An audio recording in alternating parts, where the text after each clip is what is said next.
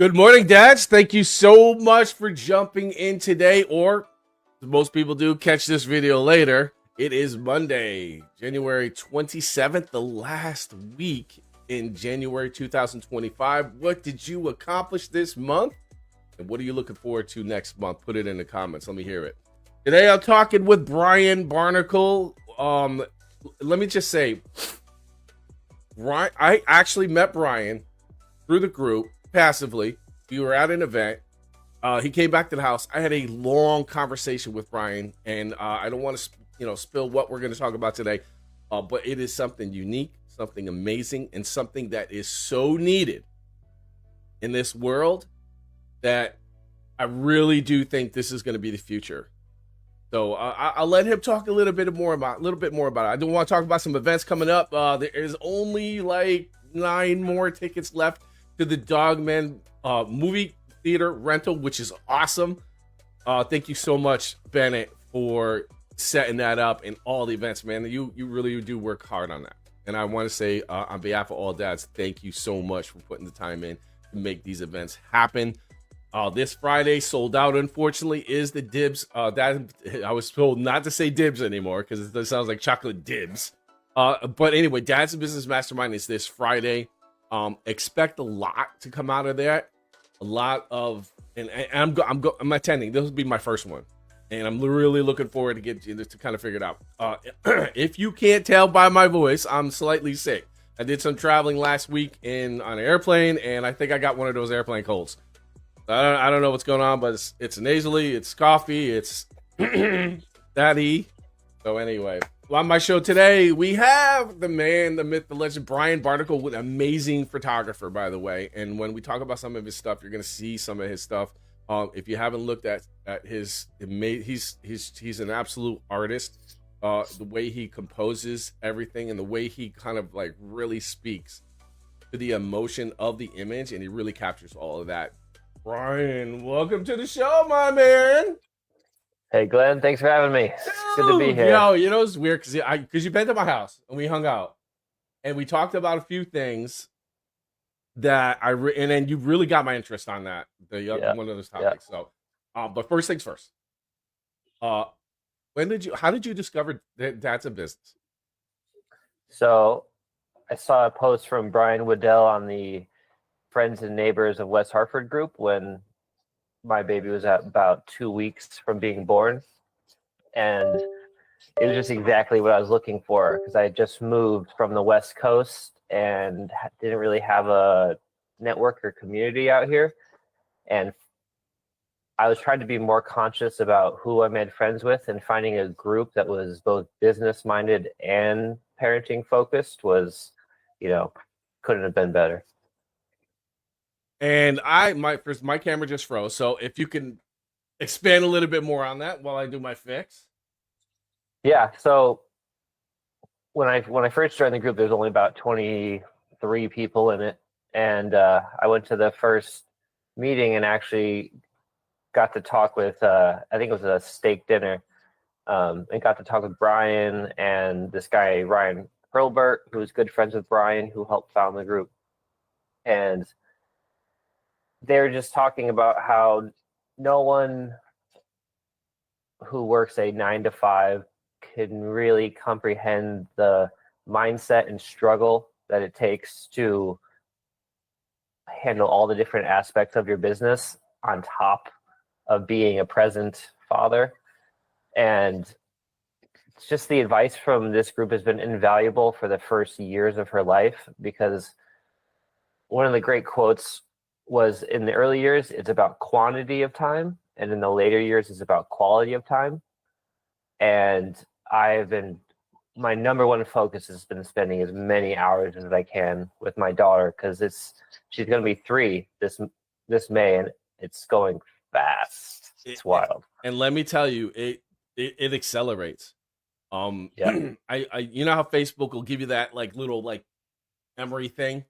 Mm-hmm. And then you'll obviously see pictures of your kids and those memories, and you're like, dang, missed that time. I missed those years. And then, as I said, I was traveling. I went down to see my sister and my nephews. Craziness. Are adults now, married, and have kids. So it's like, and then the kids are 2 and 3. So they was like, and I was like, and they're both girls. So I was like, oh, I remember that so much. I miss this kind of age. They were very much interested. It was fun to play, playing dollies and stuff and doing my little funny things, which they thought were hilarious. But yeah, so the Dads of Business group, just to reiterate what you said, it was a very supportive group. I did not understand how to interact in the beginning, but as I got through, I understood. I was so Show used, up. yeah, show up and be part Yep. of it and ask questions and be vulnerable. Yep. Nobody's going to take your information and use it against you. Vulnerable. Not Yeah. saying that you have to go public with everything you got going on, but Yeah. And yeah, no one believes you're not struggling anyways. Like we're all struggling. we're So all yeah, let's help each 100%, other. Yeah. absolutely 100% struggling. Mm-hmm. All right, my friend. Okay? So I'm going to summarize what I see. I do my deep dives. Yep. I went in and I found out that you basically from high school was into photography, moved to Yes, sir. California, San Francisco, then Santa Barbara, or vice versa. Vice versa. Okay, and then came back to Connecticut. Now, Yep. in between all of that, um, you you had some really good opportunities. So, Yeah. first things first, when did you start getting into photography and why? So I started fairly young, I'd say around 11, because I was in the Boy Scouts. My brother was in there. So I had been going camping with the older kids at like national parks. And my dad was an amateur photographer, and he had all the gear, and he kind of introduced me to that whole world, showed me Ansel Adams' work and Galen Rawl and all these guys that were photographing these national parks and going on big adventures and rock climbing, backpacking. And that really just gave me this sense of wonder of the natural world, and that they were actually using their photography to preserve and protect it. Like Ansel Adams was part of making the first national parks. And so I thought that's like, wow, I could be an artist and help nature. And I was like, I'm sold. So that got you started. So now, I'm going to ask you later if you could do me a favor in the video when it posts later. Throw some Mm-hmm. pictures in that comments because I know you said you want to show some of your stuff, and I more than nature stuff actually because Mm-hmm. I've looked through all this stuff. Now, so you started because you got inspired. Nature. I want to take pictures, and I could be an artist. This sounds fun. This is exactly what feels right to me. So I feel it's like what you said to yourself. So next level, you went to Newington High School. Yeah, I guess I'll say what like made the big break that made it seem realistic as a career is actually this photo right here on the wall behind me. Oh yeah, okay. I took a summer program down in Philadelphia at Drexel and ended up going on a tour of this abandoned prison and snuck away and got this shot of the barber chair right here. And my art teacher in high school entered it in the National Art in Writing competition, the Scholastic Art and Writing competition. I ended up winning gold at state level and then silver in nationals, and got to go to like Carnegie Hall and walk across the stage. Hey, let's fucking go, bro! Yeah, That's yeah, like amazing. So wait, how 500,000 old were you? entries. 17. I was gonna say it sounds like 17, Mm-hmm. 2004. No, 5, 6. 5. Yeah. 2005. So, dude, how did that feel, bro? I mean, I that's mean, it quite was, the thing. I mean, that basically reinforced what you were gonna do. yeah. I was like debating between architecture and photography, and then this was just kind of surprised. I didn't enter. It was like a surprise, and so it was like a sign, like. Yeah, for Mm-hmm. sure. I don't know if you're religious, but that definitely was a sign from God. Say this way, sir. Mm-hmm. Well, Yeah. that's So fantastic. So now you're doing so you were what, sophomore at that time? I was a junior. Junior. Okay. So you had your whole senior year. So you just obviously switched completely because you're award-winning photographer at 17, by the way. Yeah. So the school actually ended up hiring me. Newington High School ended up hiring me to do their yearbook photos for the sports teams Makes and sense. Makes total sense. school playbills, and I started like doing headshots with like lighting and stuff professionally. I just got super into it, and so So hold on, because I looked through your yearbook. Or Hmm. all those pictures were you? So no, the sports teams I did. Oh, Not okay, yeah, but well, Yeah, that's what I meant. I'm sorry because I was yeah, going yeah. through all the sports. So there was a lot of sports at New England High School at that time, Yep. and that was all you. Yeah, so I did the sports teams and the theater groups. Just it feels like it makes total sense to do that. Hmm. Total Yeah, sense for you to be doing that. So now, all yeah. right. So we graduate high school, and you went to. First, I went to Hallmark Institute, Okay, which is in tell Massachusetts, me about and that Hallmark Institute, because when I heard that, I thought Hallmark the Christmas cards. yeah, Yeah, yeah. is No, it the same or no? no, Okay, no. okay. It's just like Hallmark meeting the best, you know. Um, so it was a technical school, like if you're getting a trade, like to be a certified plumber, and so it's a 2-year program condensed into 10 months, and we were there 8 in the morning until 5:30, and then we would go back into the studios and shoot from like 7:30 until midnight. So it was full on. They said say bye to everybody you know for the next year, like you're gonna live in this building. And coming out of school and going through something that intense and disciplined really helped before going out to California, which is where I went to school next in Santa Barbara to get a bachelor's. Um, because Santa Barbara was just paradise and easy to get distracted. And I don't think I would have handled the workload had I not gone to the other school first. So yeah, you were quite the party animal, right? Yeah. Yeah. So I mean, I didn't that's want putting to it really lightly. get Yeah. too deep, but I found multiple pictures of you done at the end, and then I passed out. Multiple, by the way. You were definitely a I was a good party animal. host. I was a good host. I'll say Yeah, that. for sure. But bro, the, Yeah. the amount of parties and pictures, like I mean, you lived it, which was good Yeah. because that's the Yeah. kind of life you want kind of want. But then when it's time to get serious, which sound like Santa Barbara, time to get Hmm. serious. Yeah. So what made you decide to go to Santa Barbara? That's a big distance between Newington. I mean, opposite So coast. luckily, I had a lot of experience being in California. My mom's from there, so my grandparents were out there. My brother went to school in San Luis Obispo, which is like 3 hours north, Cal Poly. He's like electrical computer engineer. So I, from a young age, knew I wanted to go to the West Coast. Like I had already gone backpacking Yosemite twice. Like we did 3-week backpacking trips there, and so I was itching to get out west. Um, And it yeah, makes sense for your career too. yeah, oh I yeah. mean, yeah.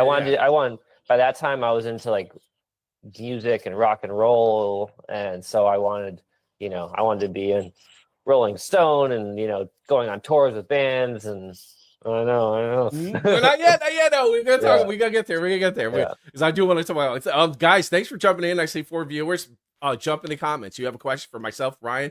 Feel free to jump in. I will stop and read out those comments and questions. So feel free to jump in the chat whenever you feel like it. As soon as every time I call out the viewers, one or two drop. No, wait, no, no, and then They they see drop me. They off. see me. So it's too funny. But all right, so we're in Santa Barbara. You're finishing Hmm. school. What is the next big event there? Because I So actually I know, like we talked, like we kind of hinted a little foreshadowing what we're gonna talk about, but I'm not sure when that actually happened. yeah, I'll do my like early career after school. So day before I graduated, I landed a job at a um, local talent agency and location scouting business. And this lady, Ronnie Mellon, she's like mid 80s, hanging in there. And so she has contracts with every huge mansion in Montecito and Santa Barbara. And my job was to go tour them with art directors and, you know, target creative boards and stuff like that. And so I got thrown into a very high end world right out the gate. Um, and the manager of the business, I found out very quickly, was siphoning clients and money away from the owner. And when I told her that, all of a sudden at 22 years old, I was now the manager of the business and writing these contracts. uh, and it just it was a whirlwind and made me realize maybe not the best person to be working for. And so I found a local portrait studio company that had contracts with 11 of the public schools in town, and we partnered up.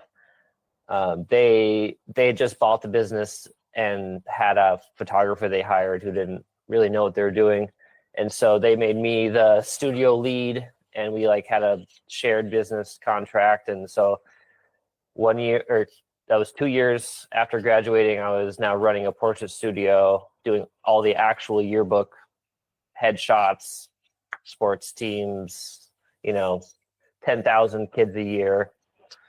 So that was pretty crazy. And I mean, yeah, doing 2 years that, after graduating, you're like, yeah, oh, this is it. This is exactly what I wanted to do. yes, Not that's only what it. that, but you had the experience already, so you already made the mistakes during high school. Yep, Exactly what you were doing. exactly. And so very successful at that. Was going well, but I wasn't feeling creatively inspired after like year 2.5. Because I mean, And because I feel like, and like, you could correct me if I'm wrong, because I don't know the photo business, but because it's probably gets to a point where it's repetitive. yeah, we would go to a school, we'd set up 4 booths, and I had 4 photographers working for me, and we would have to shoot like 200 photos a day, like different kids, and then the whole school, and go to the next school, and then go to the next school. And yeah, that That got sounds boring like it. really. Yeah, it probably got tedious after a while. But the benefit of that was I had a big studio in downtown Santa Barbara, and I was able to bring musicians there at night, and I started shooting album covers and Interesting. headshots for all the musicians, and doing these like more creative shoots. And Uh, that, yeah, yeah, so I actually came across something. One of your credits, and you can correct me if the new noise music festival. yeah. That makes sense. Is that something you worked on? And then of course, obviously now among other covers. So what would you say would be the most famous cover you did? Is it just a lot of Well, locals, or is it you did something for? so yeah, I mean, I started with the local bands, but because it's Santa Barbara and we're an hour and a half from LA, Hmm? up and comer big musicians. And I'd say the most famous of obviously the ones I got in Rolling Stone. um, Dude, we're supposed to. I was gonna transition into that. well, I mean, Oh, does it okay. get? All right. Now we're there. Yeah, We're there. Let's go. All yeah, right. yeah. Now we're talking about Rolling Stone. So my man, okay, this is a quite the feather in his cap. Has been credited in Rolling Stone magazine with a photo that he. So So all two right, tell different. me how you got into how you were able to get that far. What was the transition? So I met this local band that I became friends with, and they formed a new band, kind of like a super group, and they brought in this lead singer, Johnny Irian, and he had been married to Sarah Lee Guthrie for 30 years, who's like the Woody Arlo Guthrie, This Land Is Your Land, folk, legends. And so he had all the connections. Like he's best friends with Jeff Bridges and all these like famous musicians, plays with Crosby, Stills, and Nash. So me and this guy hit it off. He ends up coming up and partying at my house. I have like a big mountain house on 12 acres that I would throw like shows at.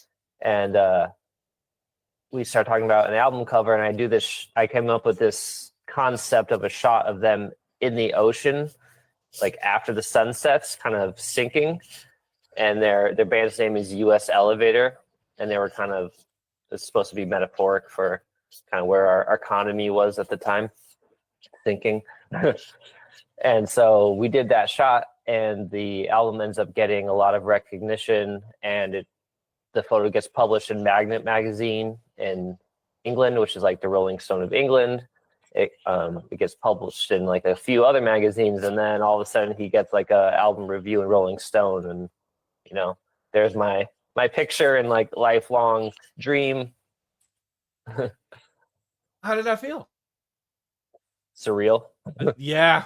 Yeah, that Yeah, makes sense. I think I yeah, would have answered the same thing. I would have been looking at it going, that can't possibly be. I guess it is. hmm It really looks like mine. But I yeah, feel like it, and you don't feel like accomplished at that moment. You'll yeah, feel excuse me.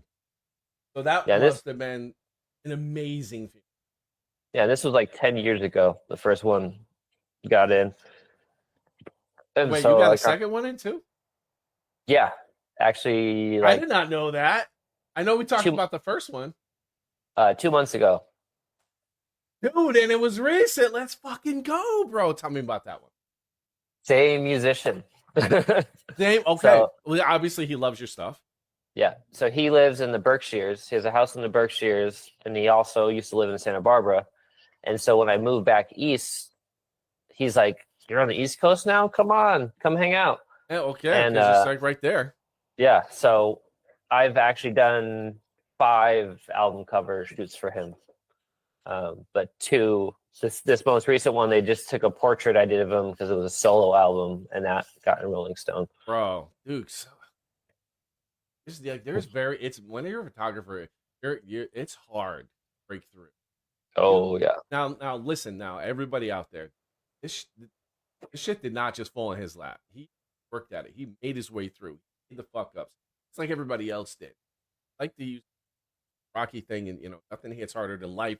And it's not about how many times you get, and how many. It's not how hard you can hit, but it's how hard you can get hit, get knocked down, and bring yourself back up. Because so obviously there's peaks and valleys on your way to this, and your road to success in photography was probably very bumpy.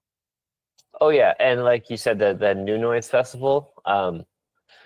In the beginning, I was photographing every live show, every band. Like I had the time, so I was just putting myself out there, trying to support the local music scene and community, and everyone was like rising around us, which was really amazing. And that New Noise Festival was started by some of my friends and people that I worked with. And first 2 years it's small, only local people, and then you know by the end we're having like national headliners, and I'm like one of the head media guys for the festival. So I was able to meet higher and higher end musicians, and you know Perfect, so dude. I feel like you forged your own.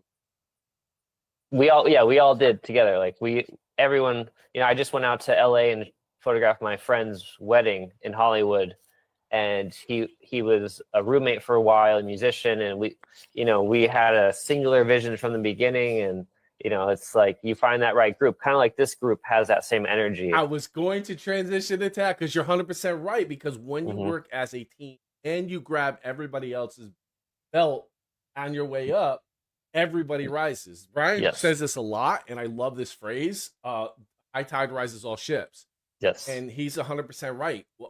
And it took me probably like 2 years to figure out that I needed a tribe. And hmm in my mind, and I was always afraid that if I reached out, people were going to be like, "No, we're in competition. I'm not helping you." But that wasn't the case. No, no. And the person that I reached out to understood collaboration, and I feel like you kind of like experienced the same thing with your crew out at New Noise, right? Yep. Yeah, Yeah, and then we went on to like they started another festival called Lucidity, and that started with like 1,000 people, and then ended at like 10,000. Went on for like 8 years, and so I was like helping build stages, and partying for weeks in the woods, and with a bunch of hippies. So it was a good time. yeah. So that sounded real tough. That road, that part of the road seemed real Yeah, tough for you, yeah, bud. That must have been fun though. yeah. It was one of those things. And then as we get older, a lot of less and Oh, less of that.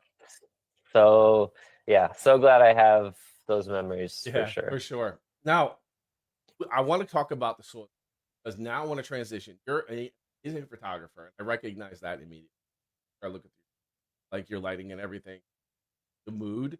Like I'm okay at filming things here and there, but you really do capture the.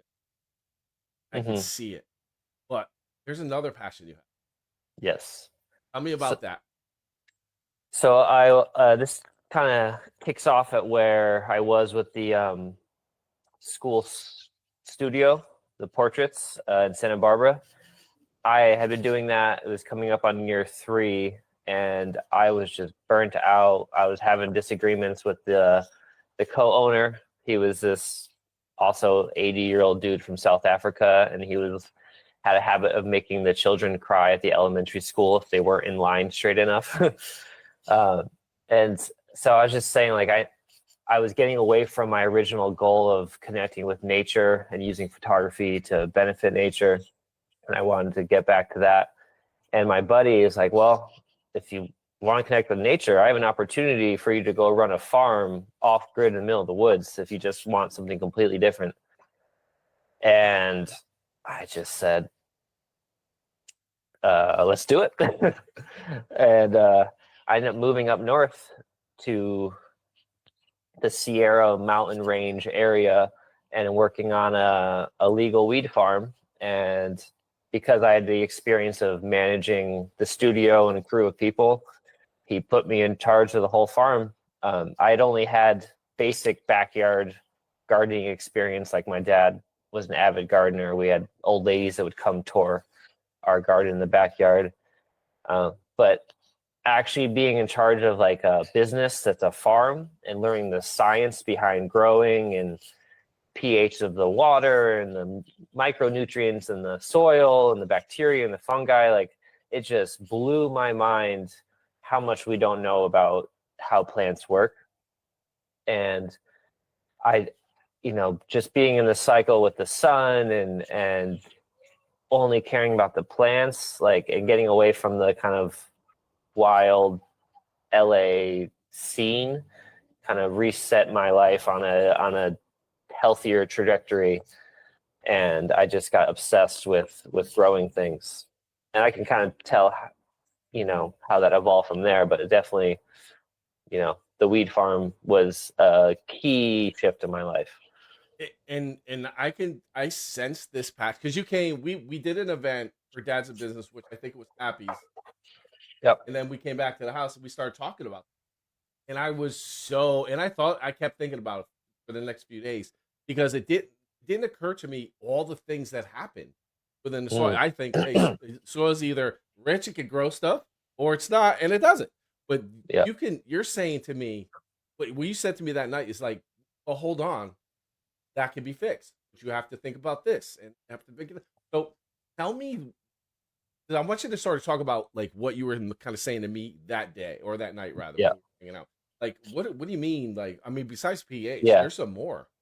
So yeah, I got pretty deep into soil science, and what that means is if you think about the scale in nature of everything, it repeats infinitely bigger and infinitely smaller. So you have, your squirrel, your hawk, your fox, it goes up bigger, bigger predators. Well, it goes down smaller and you get into bacteria and protozoa and all these different things. And what I learned is that within a cup of healthy soil, you have more living things than all the stars in our Milky Way. The billions and billions of individual living bacteria all making energy, and it's actually these bacteria that eats the organic materials in the ground, like manure and compost, and then poop those things out or die. And that's what the plants eat. They eat the excrements of these bacteria. They don't actually harvest the things from the soil themselves. And learning that, I was like, this is a fundamental, like, missing piece. Like, if you have dirt, you don't have all this rich life living in it that is supporting your plants. And that's why we have these like struggling diseased monoculture plants. So I ended up taking some more workshops and courses and certifications in Korean natural farming, which is where you actually go out to you find the healthiest farm or healthiest forest nearby, depending on what you want to grow, and you harvest the floor of that forest is full of bacteria and fungus, and you brew it in these teas that propagates the bacteria by the trillions, and then you reintroduce that to your soil as the fundamental start of your garden versus just putting seeds in the ground and then putting some synthetic fertilizers on there. Like, I build the whole ecosystem from the ground up, and you create a self-sustaining system, and I don't have to use inputs and fertilizers to grow healthier food than people that do. And so that was what intrigued me the most, because what you said before, and I was like, oh, okay, so if I want a garden, gotta get the seeds, I gotta get the racks. I'm heading to Home Depot for the fertilizer. But you're saying, hey, hold on, before you add these artificial kind of chemicals in, there's ways to enrich your soil uh, by going into your backyard, maybe under Mhm. some trees or some things of that sort. Like, I remember we talked, and you said talked about how you wanted. This is a service you want, Yes, right? I've already been workshopping it. Like, I mean, so we'll go from the weed farm forward. Okay. um, I did the weed farm for a while, out in the woods, had my nature spiel, and then I transitioned back. I needed to make a little bigger chunk of money, so I moved to San Francisco and got back into the photo world for a while. Another 3 years, I went up working for a big corporation out there. Um, Can we name the corporation, or you want to keep that? yeah, it's called Minted. Oh It's like yeah, a I'm sure uh, people in photography world like, oh yeah, I know that. I know. so they're like a design co-op company, and mainly run by women, like 90% women. The CEO was on the cover of Forbes as like Oh, okay. female entrepreneur, you know. So it's like your typical perfect San Francisco office, huge game room, espresso machines, like, you know, Sounds lounges, like, sounds about right for the time. yeah, yeah, mother's room to go sit in and meditate, you know, the whole thing. So yeah, I did that, and I excelled, did the corporate world, and it was just this kind of like last test for me to see if I really wanted to go back that direction. And I ended up getting an interview to work at Google, to photograph their like phones and products and stuff. Oh, that would have been. That's a cool. Yeah, it was. Then I read the contract and the level of commitment. It was like, I live there now. But that isn't that kind of the way it goes at Google though. Oh yeah, yeah. So Hence why they you're have the game rooms and everything else. yeah. You do not strike me as the person that would like boy corporate red tape BS that kind of You know, I don't do well with that. thing. You know, it's funny, uh, but everybody in the group is being an entrepreneur. We've all been through the S. That's why we're mhm, probably like, yeah, now that guy's in it with this personality problems. And I yeah, was gonna yeah. say that guy's an asshole. I just don't. Uh, a maverick, they would call me. Well, Yeah, or independent. Like, hey man, let me do my thing. Yeah, but I hate one of my biggest things, pet peeves in the corporate world was the micromanagement. yes, yeah, That part, bro. Why'd you hire me if you're gonna sit there and tell me what to do? Let me do yeah, my thing. yeah. But So swing back to the soil stuff now. yeah, here's how I ended up. I ended up moving to Oregon after San Francisco, You lived in and Oregon. Why is this not on my notes? yeah. So final. I just kept moving north until I moved back east. So I was in San Francisco. This band found me on Instagram, and they reached out and wanted me to come up to Oregon for 3 weeks. They rented a cabin in the woods, in the rainforest, and they're recording an album. And so they hired me to come up to do that, and it, you know, rekindled that need to be back in the forest and in the woods. And I ended up meeting a girl on that trip too, and so like no other reason to stay in San Francisco. Moved to Oregon, and I decided that I was going to find the best master gardener I could in the area. And so I ended up finding a job with this master gardener. She did installations for wineries and, you know, big corporate things. So I was now leading these projects that were over an acre of installation, thousands of plants, hardscaping. Everyone I was working with had a horticulture degree. I was just obsessed with plants. And so that really made me see how this could be a different kind of business. I feel like And that was the way you're speaking about. I feel like something you learned a lot there. oh yeah, it was like, do I go to school for this or do I Hands throw on. myself in? Yeah. And after doing the photography school thing for I went to two photography colleges, and then assisting other photographers, I learned a lot more at those assisting jobs than I did in all the hours I spent in classes. So So this Oregon thing made total sense for you. yeah, so I was still doing photography on the side, like in San Francisco, because I had my connections, and it was like an hour and a half flight. So I would fly down to San Francisco, shoot like a corporate event, and then I would do my gardening stuff in Oregon. And that's where like I kind of developed my own system, because the master gardener lady, she was amazing at design, knew every single plant, but she didn't understand the basics of how the soil worked, Oh, which was enter Brian Barnicle. Like, oh, hey, exactly, I know that stuff. yeah. Hey, did you know? It was Yeah, like, okay, you're valuable to me. yeah. So it was originally a big clash because she's like, Oh, well, who's ego this thing was guy? there. Yeah, dude, Yeah, I recently had that experience. Good. yeah. So she, like, wasn't covering the soil and using like wood chips or mulch, and there's like lots of weeds forming and all this extra busy You work. maverick, you. Yeah, yeah. And I was like, this is where it got a little weird, but like I was like, there's no point in doing this because it's wasted work, it's hurting the soil. And she's like, well, it's guaranteed work for us to come back for. If there's weeds, we got to pull them. I love that you have that thought process.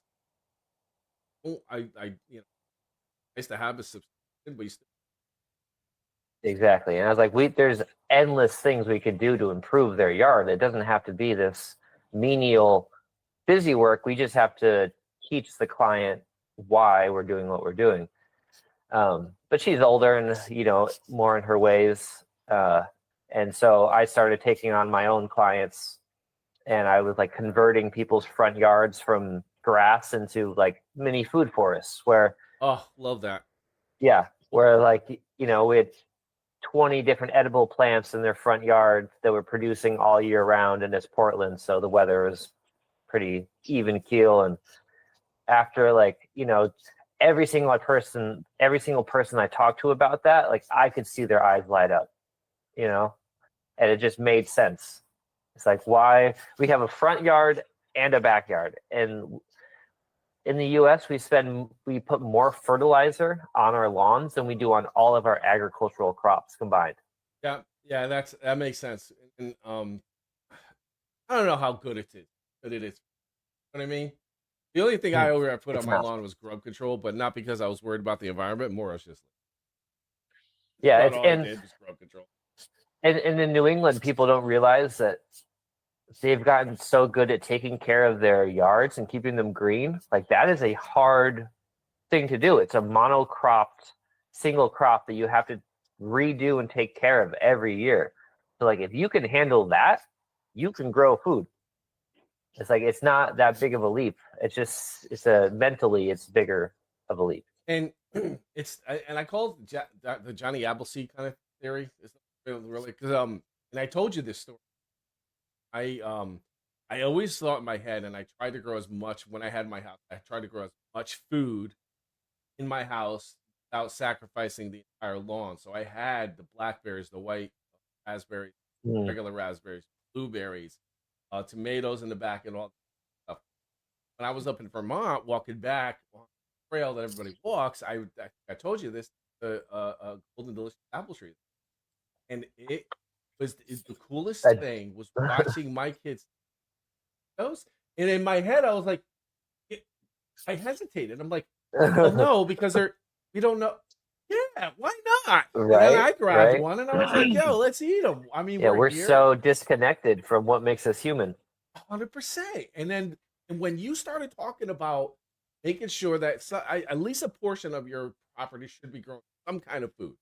It Hmm. doesn't have to be something crazy that you have to take care of a lot. Like I say, like my blueberries and my raspberries were super easy.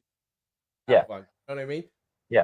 But to your Passive perennial food, you know? absolutely, you're 100% right. There's no reason Mhm. why we can't take these ornamental pieces and intermix food options and be able to sustain yourself if necessary. Not that we have to, Mhm. but it's nice to have. And then, of course, neighbors, hey, I got some peppers. You're not going to finish them all. Have some, Yep. and it makes it more useful and I believe a better earth.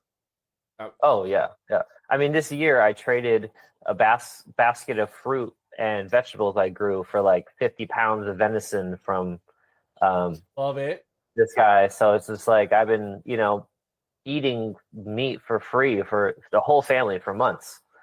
Like Yeah, huge big expense. freezer. Put yeah. Yep. That's just a lot of meat yielded there. And I love it. And you know what it is that a lot of people are like, oh, that's a liberal thought process. No, no, no, no. That's not I 100 years ago. well, not only that, but it's just like to your point, we kind of got away from that, and it possibly could be corporations kind of like steering Oh, that direction. I got the whole spiel if you want to know why. Do hit me with it, yeah. I want to full All screen you. Let's go. right. So this goes back to around World War II. We had the Victory Gardens, where the government encouraged everyone to have a garden in their yard to grow their own food because we didn't have enough supply. Post World War II, we now have this big military industrial complex that was really good at making machines and nitrogen for bombs. Well, those chemical companies got repurposed into making fertilizer, and like Dow Chemical that was making like, you know, nasty things for Germany are now making herbicides and pesticides. The companies that were making tanks are now making tractors with, Ford and those guys. And if you look at a scientific growing book from before 1930 and after, you can see how everything was changed by those big companies to encourage their industrial processes to sell you a product, because each year the more you degrade your soil, you need to add more and more fertilizer. So farmers each year have to add more and more nitrogen, like phosphorus, potassium, to their soil to get the same results. Where if you have proper land management, you have to add less and less each year, and or add nothing at all. And so it went so far as they started pushing the white picket fence and the green grass lawn, because they were encouraging people to move out of the country into cities.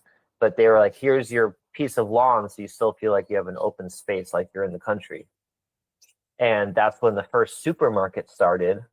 And they had at one of the world fairs, they had a demonstration of the US supermarket and how you could go there and buy any food you wanted, and it was so much better than like the communist system where you had to grow your own food and rely on what was available for you by the government.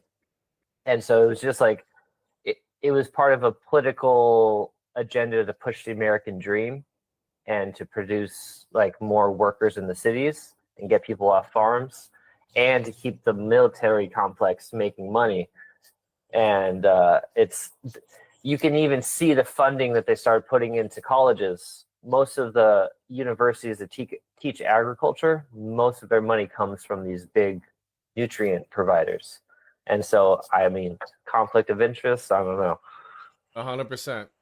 One of the things I hate is conflict of interest, but you're 100% right. And now that I am recognized after just course by other things, I'm pro. You want your food, you go to a grocery store. There's everything you could possibly need. So, Mhm. all right, so I'm a go. I decided that let's say I'm the person that decided to say, listen, I want to garden this year, my first one or whatever. What are the tips to prep the gardening now, and some extra stuff to do when it starts to get? So now the best thing you could do is, especially if you have pretty degraded, suburban soil, because when they have a new development, they come in, they remove all the topsoil because that has squishiness and organic matter and air, and they want like just clay, so solid, compacted, you know. So what you need to do is you need to bring in some organic matter, like I would say good composted manure, a very thin layer of that on your soil, and then a layer of wood chips, which you can get for free from tree trimmers. You can reach out to me. I have all kinds of tree trimmers in the area that will drop you off like a whole truckload of wood chips for free. So protecting the soil is the number one thing you can do. Like, if you think about it this way, your skin is the top of the soil. And if you're leaving that out there in winter, it's going to freeze. And anything that's living on that soil, like the bacteria, the fungus, it's going to die. If you put a thick layer of wood chips, it's like putting a blanket over your soil. So it's keeping moisture from evaporating out from the wind blowing over it. It's keeping the UV rays from killing the life. So the number one thing you can do is protect your soil. Anywhere in nature, in the forest, in the grassland, you will not see bare dirt unless something is not living there. Like, you'll see it in the desert because it's sand. But nature will always try to cover itself. That's the purpose of annual weeds, like our nuisance weeds that people get in their yards. It's actually trying to repair your degraded soil, and that is their role in the ecosystem. So if your soil gets healthy enough, if it progresses from like a bacteria dominant soil to a more fungal dominant soil, those weeds will stop germinating because it's not the environment they're meant to grow in. So I get people to stop having to weed their yards by having healthier soil. Bro, that is wild because I fucking hate it. Mm-hmm. Like, it's Yeah, like, and I very now you're telling me counterintuitive. that I fucked it up. Like, fully. Yeah, everyone's fucking it up. Yeah, everyone. All the like, I really want to train landscapers ideally, because that's the biggest like influence I can make. Is these weeds are desperately trying to grow some biomass to shade the soil and to die, to create more organic material till something that's a little more woody of a plant that needs more substance can grow. And that's called like ecological succession. So it's like, how do you take a bare piece of land and turn it into an old growth forest? There are these certain steps and certain plants that come at each cycle of that. And so I use this system and those like pioneer and weed plants to repair the soil and age it into a place where you no longer have those plants showing up. And part of that is those like bacteria and fungal brews that I introduce into the soil.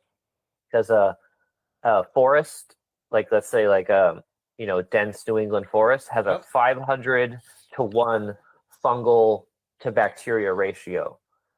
When you're growing let's say lettuce, it likes almost like a 1-to-1 fungal to bacteria ratio. So each plant is looking for that different composition. Yes. And so knowing what plants you want to grow, like if you're growing woody plants like blueberries or fruit trees, you want like a higher, like 100, 200 to 1 fungal to bacteria. If you're growing annual vegetables, you want a higher bacteria content. And if you want just weeds, you want no fungal content in your soil. Okay, so let me ask you now. How would one be by just visual, because I know you have instruments. How was one at their house wanting to grow a robust garden of vegetables? I'm learning. How would one person know how to get their at least close to get higher bacteria? Yeah. So immediately what I thought, and you're gonna correct me, I know, I immediately thought, oh, okay, that sounds like me, my backyard, where the trees and stuff are, underneath the leaves that have been there for however many. Get that soil and mix that soil. That's what I think immediately when you talk to me. Am I wrong or am I right? That is that is an effective, cheap, like the easiest fundamental way. It's just like, it's like taking like a this is a little gross, but like if someone has gut issues, they'll do fecal transplants. Well, they'll take someone with a healthy gut microbiome, take their poop and put it inside you, and those bacteria that are living in their intestines will colonate inside yours, and you'll be able to absorb the nutrients from your food better. You'll have less gas. You'll have like that's most of these people today with their Crohn's and their intestinal problems. It's because they've been eating these terrible foods that are full of chemicals and pesticides that's killing the bacteria in their stomach. Because like I said, same thing with plants. You're not eating your food. You're crunching it up, throwing it into some acid, and then the bacteria is eating that food, releasing the chemicals from it, and that's absorbing into your small intestine. So it's the same thing in the plant world. So you're taking the bacteria from it's so wild. You're taking the bacteria from the healthy soil, you're introducing it to your soil, so it can now eat the things that are in your soil and give it to the plants. And then by on its own, hopefully, so long as you're mixing, I guess, it spreads. Starts enriching the rest of the soil. Does that make sense? Yeah. And if you introduce the bacteria to your soil, but then you just leave it bare, it will die again. So it needs to be working in a system. So photosynthesis, the way it works, it takes, carbon out of the air through the plant's stomata. On leaves of the plants are these little mouths that open, that you can't see, but they are breathing in air in and out. Okay. So I'm on the ride with you. I never noticed mouse on a plant though. So, but then again, I'm probably not looking microscopic. Microscopic. Gotcha. I can't see. Yep. But you can Google it. You'll see it. You can see videos of them opening and closing, like letting out oxygen, breathing in CO2. I mean, they're just basically.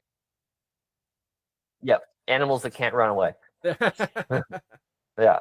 So photosynthesis, you take sunlight's energy, it splits the water molecule into oxygen and hydrogen and all that, sends the oxygen back out. The rest of it, the carbon and the hydrogen and all that, some of it gets converted into sugars.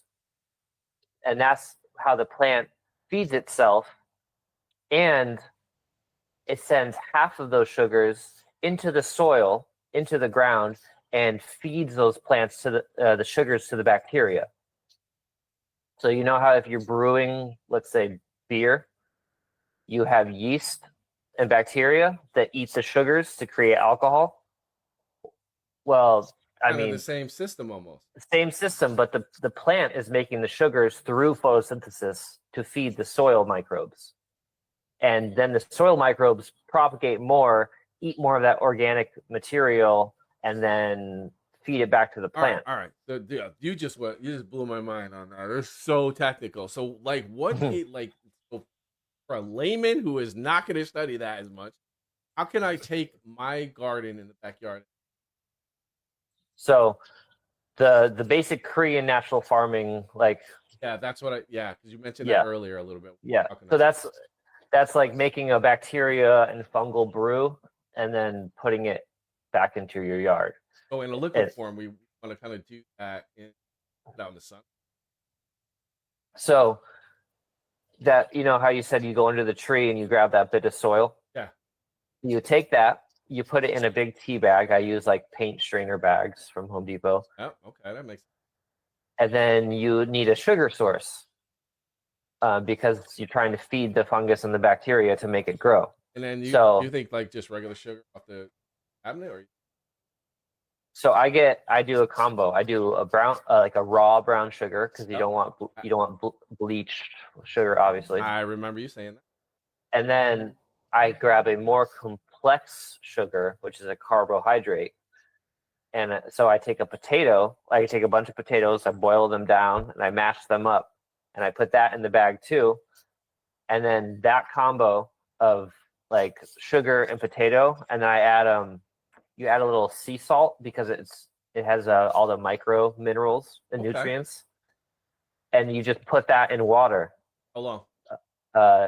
It only takes roughly 48 to 72 hours, depending on how. So this is something we could do now. Yeah, Put it into our soil. It's depending how warm it is. Give So it a the blanket. like, I was gonna say give it a blanket of wood chips, and yeah, then let it rest till spring, and we should have something reasonable by then, right? yeah. It's a great thing to do in fall, and it's a great thing to do at the very beginning of spring. Very beginning. Um, Okay, everybody heard that, right?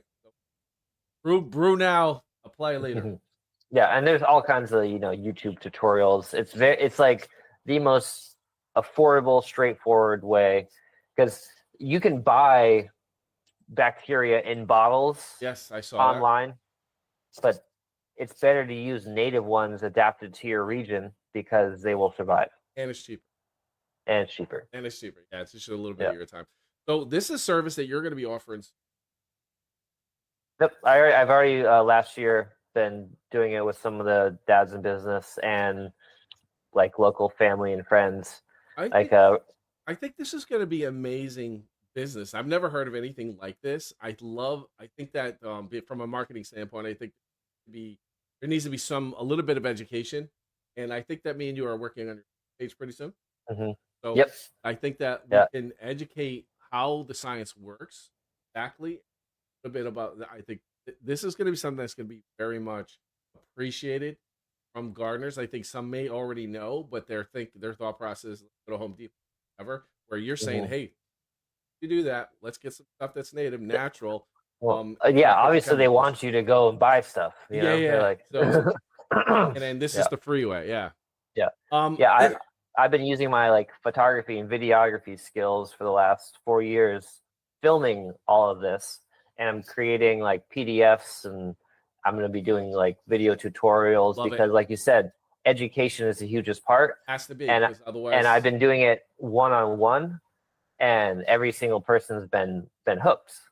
So now it's like it's time to scale that up so I can reach more people, and I don't have to do as much pre-production. I can just go to someone's house and install a food forest for them. I love that. I love that food forest.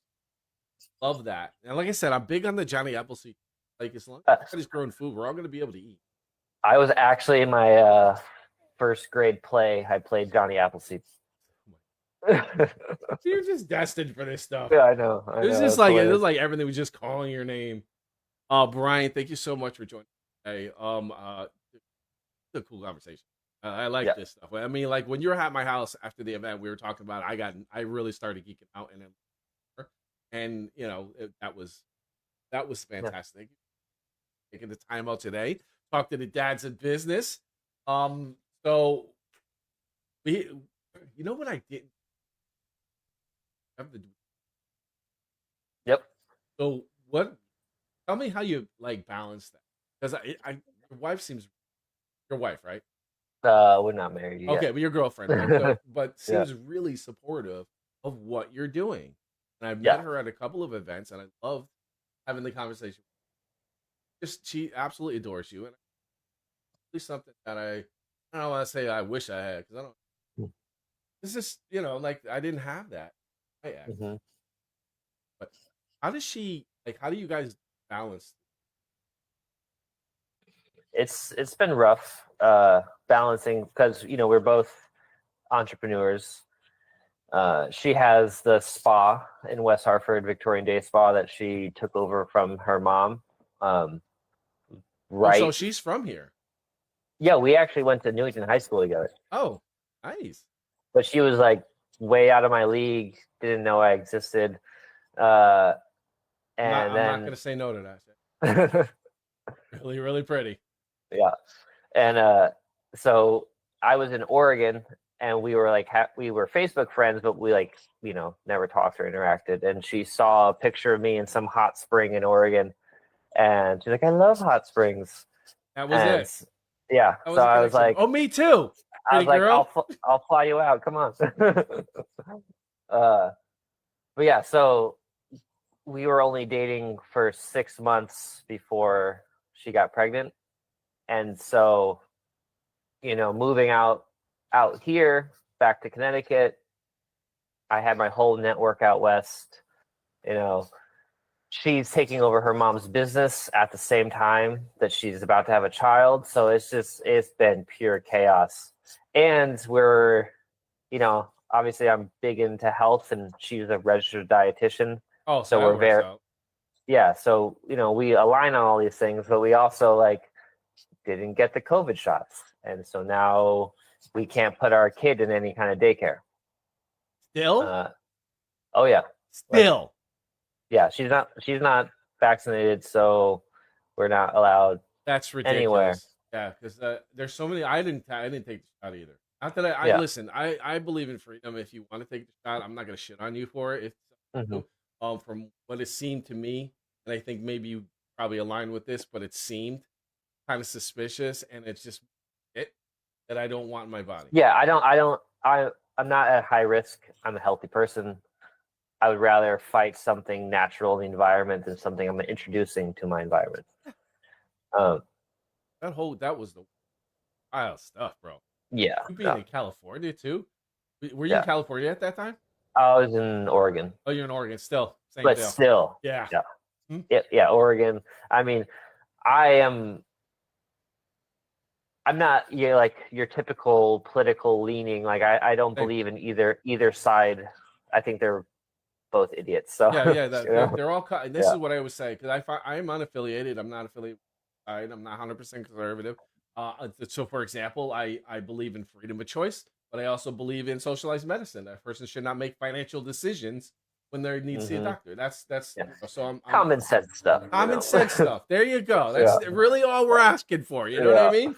yeah. So, but yeah. So that was a wild thing. I always promised I was never going to talk about COVID on my Hmm. but I think we're in a better place now. Yeah, This, you know, and yeah, and me and Veronica aligned on that. Like we're like very similar in the same mindset. And, like freedom of choice, just like even with each other. Like we're not. She's not the jealous type at all. Like she understands that like I'm music obsessed. Like I still go out to live music all the time, and she's like a more introverted, wants tea and to read a book. she did not Totally seem fine. introverted to me. She was very conversational and very open. I loved talking to her. Well, I mean, she runs a spa, so she's She very has good to, at. right? Yeah, she has to Yeah, be she's out. very good at it, but she prefers not to. All right, so I meant to end the show, but we got into a little thing, and so I wanted to make sure to talk Mhm. about you, her and daughter. I saw the pictures. Oh yeah, yeah. Last note on daughter. So she's brilliant. She's just very smart, on top of everything. And we had a stray cat sneak into our neighbor's stairwell 2 days ago. And so right now my daughter is like playing with the cat in our bathroom because she like won it over. She's like, "I'll take care of you. I'll take care of you," and Oh, like soothing the kitten, yeah, that's and she's lovely. like, "Papa, I love him." I was Awesome. like, damn it. Yeah. He listen though. So Yeah. yes, you're right. It's because I have a cat, as you poked his head in. He was a Hmm. rescue as well. But it's more than a cat. It's going to be a lesson of passion, how to take care of nature. That sort of Hmm. that it might be, or I think. Yeah. Yeah. Oh, that was Yeah. And we want her to have the full childhood experience, like I even if it's more work for us. my oldest clamoring. It's very specific. I want a purebred golden retriever. Like, okay. Now, No. anybody who knows anything about me, I'm pretty much open book, but I did not. I sold my house. I'm in a rental. The rental allows the cat, but doesn't allow the dog. But the guy's Mhm. open to selling me the house, so that's the thing. So I told my daughter, here's the goal, what we have to do. Set a goal, do this, do X, Y, Z, get the money to buy the house, and then dog.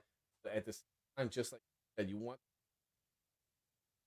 life, Responsibility. yeah, Yeah. responsibility, but further, like times if does not give you, you Yeah. have to be okay with that. Hmm. Brian, thank you so much for joining, man. It was a great Yeah. show. Awesome. Yeah.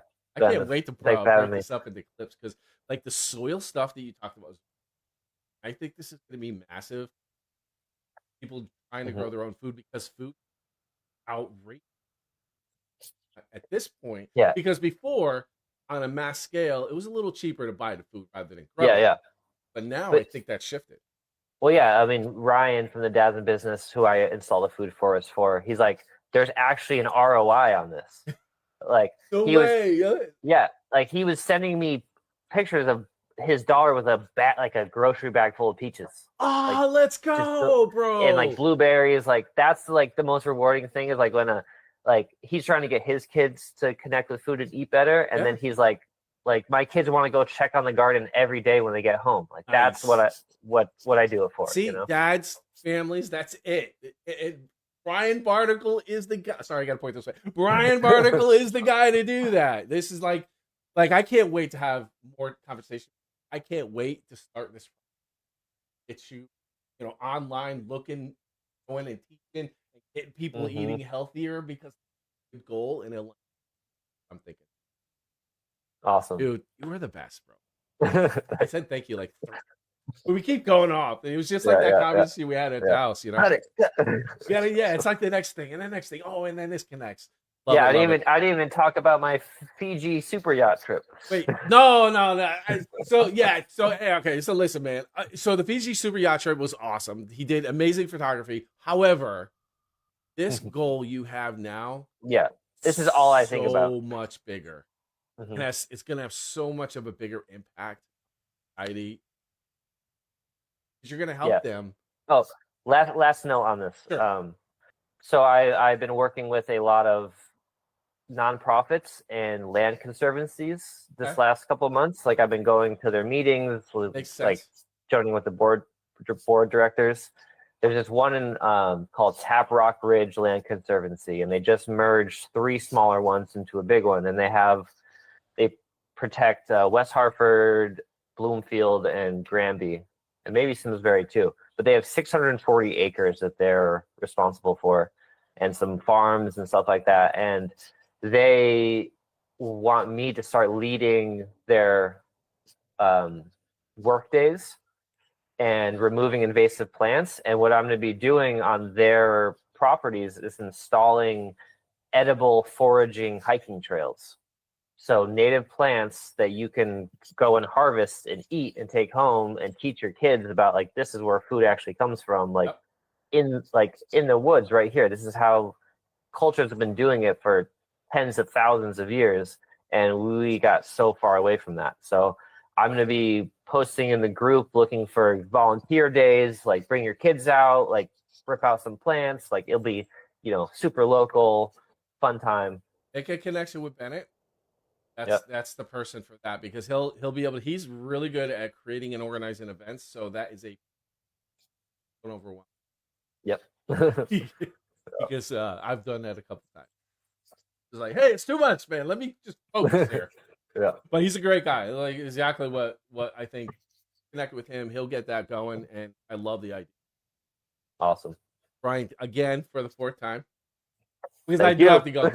As I told you, I was starting to feel sick, and I'm wavering a little bit here. But thank you so much for being on the show, man. I appreciate it. That was great. Thank you for having me. It was great. All right. Guys, thank you so much for watching. I just want to leave you with a little thought on exactly what Brian is kind of mentioning, that have to start thinking about conservative, liberal, doesn't matter. I know that when somebody says want to be green, it's connected immediately to liberal. Not what we're looking for. We're not looking to be that. We want to sit there in the middle. We want to help everybody around us. I think his soil idea, natural, fertilizing itself type of soil. I don't know if I said that right. That's fine. But the point is that I love the fact that there's edible forests. I love the fact that that food should be available to people walking around. And I think Brian hit it perfectly. Actually, I told you the story about being in Vermont and stopping at that tree and hesitating. Just absolutely ate it. We were fine, and the apples were. Thank you guys so much for watching. Next week, Justin Fritz is on the show. Let's go. All right. So I want to talk to my man. So I will see you next week at 8 a.m. Thank you so much for watching now. Thank you guys for jumping in the views. I love the fact of seeing the views are going up. So that's good that you're watching it live. You can always watch this later. Of course, I'm going to clip it out. You'll know more about Brian. Reach out to Brian Barnicle for photography and thinking about your gardens and your soils and your lawns and trying to kind of be more natural. Thanks again for watching. We'll see you next Monday.